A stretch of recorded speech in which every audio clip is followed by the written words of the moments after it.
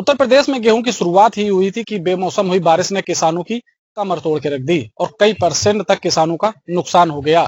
जो बची कुची फसल थी किसान उसको मार कर क्रय केंद्रों पर बेचने के लिए पहुंचे तो सरकार द्वारा एक नियम ने उनको काफी परेशान कर दिया और ये नियम था कि जिन किसानों की फार्मर रजिस्ट्री नहीं हुई है वो किसान अपना गेहूं सरकार को नहीं बेच सकेंगे। फिलहाल जिन किसानों की फार्मर रजिस्ट्री हुई है वो किसान यहाँ पर बेच रहे हैं गेहूं और काफी तेजी से खरीद शुरू ही हुई थी कि जो सरकार का नियम आया इसने किसानों के मस्तक पे दस्तक दे दी और किसानों को थोड़ी सी परेशानियों का सामना करना पड़ रहा है।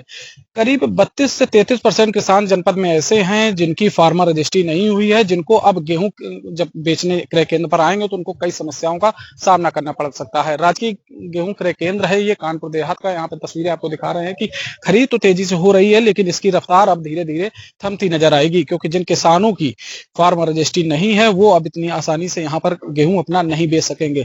जो यहाँ के अधिकारी हैं उनसे जानकारी करते हैं कि किस तरीके की जो नियम आए हैं उनसे किसानों को किस तरीके से निजात मिलेगी, किन समस्याओं का सामना करना पड़ेगा। क्या मैम दिक्कतें आ रही हैं?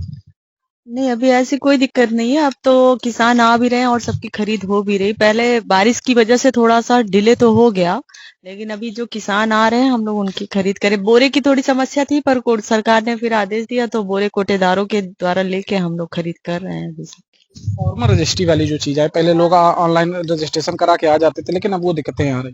नहीं, फार्मर रजिस्ट्री गवर्नमेंट ने अभी लागू किया है। अभी कुछ दिन पहले से नियम आया है ये। और इसमें ऐसा है कि किसान का एक तरह से ये आईडी होता है और ये उनका बस इसी के लिए, एमएसपी के लिए ही नहीं फायदा देगा उनको। इनके बाद उनके जैसे आपकी जो सरकार की अन्य योजनाओं का भी वो लाभ उससे उठा पाएंगे। जो आपका उनका ये पैसे उनके आते हैं, जन सम्मान, कृषि कृषि सम्मान निधि वगैरह आता है, वो सब वो उससे फायदा उनको मिल सकेगा।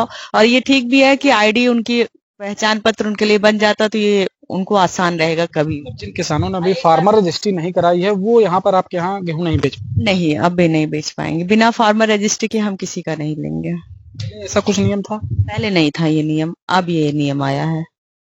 और अब बिना फार्मर रजिस्ट्री के हम सभी किसान बंधुओं से हमारा निवेदन भी है कि आप लोग फार्मर रजिस्ट्री केवल 5 मिनट का काम है। आप किसी भी सीएससी में चले जाइए और वहां पे आप अपने आधार के थ्रू अपना तुरंत फार्मर रजिस्ट्री, आप अपने खेतों का या लैंड का डिटेल देके, ये सब डिटेल देके आप तुरंत 5 मिनट में आपकी रजिस्ट्री हो जाएगी वहां से। और उनको फिर गेहूं बेचने में कोई दिक्कत नहीं आएगी फिर इस तरीके से।